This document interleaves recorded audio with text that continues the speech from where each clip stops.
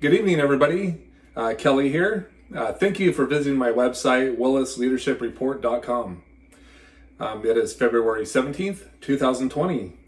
So tonight, I want to talk about interviewing and then pre-interviewing before that.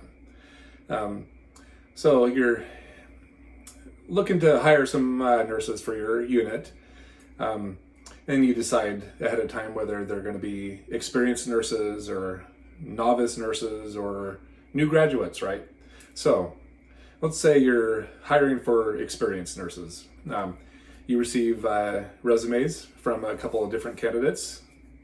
They all look good. This is the pre-interview stage. So you will look through the job history. Do they currently have a RN nursing license in your state? Because if it's like from California to Oregon, it takes a while to transfer it over. So a couple things to think about. Depends on when you need that position filled.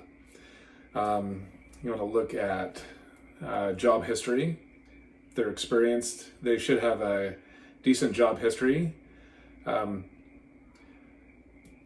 There would be a red flag if they had multiple hospitals in like a 6 or 7 year period and short durations of those positions held. So you might want to think, why are they going to different hospitals in such a quick period of time? So that might be something to think about. You might even exclude this candidate. Some candidates could have 1 or 2 or maybe even 3 different units or hospitals in the same area or different areas, and maybe they moved several times because their spouse is in the military and they have to move to different places. So something to think about. You could include them, especially if they have a decent work history and possibly even decent references, right? So you select your candidates. It's good to have a pool of qualified candidates. So you start your interview process. The questions you want to use are behavioral based, which means open-ended questions. Questions that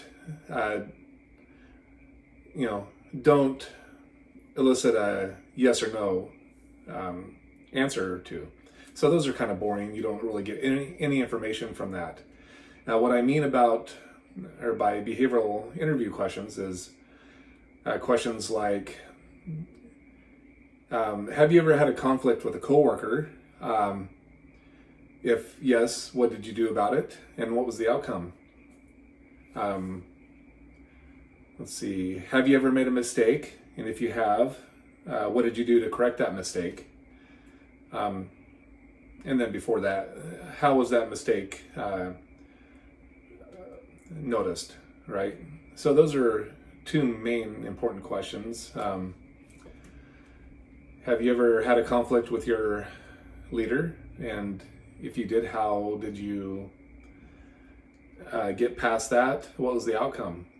And another good one is, do you like to work or in a team or individually on your own? Depending on what the job is.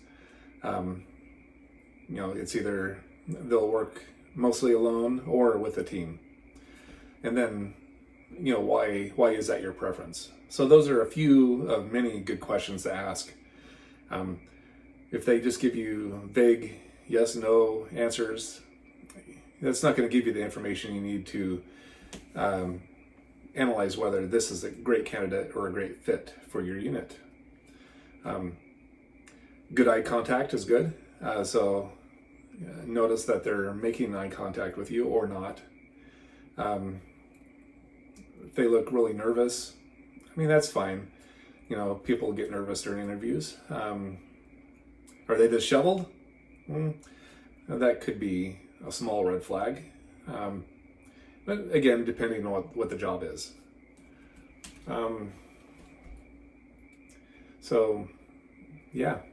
Basically,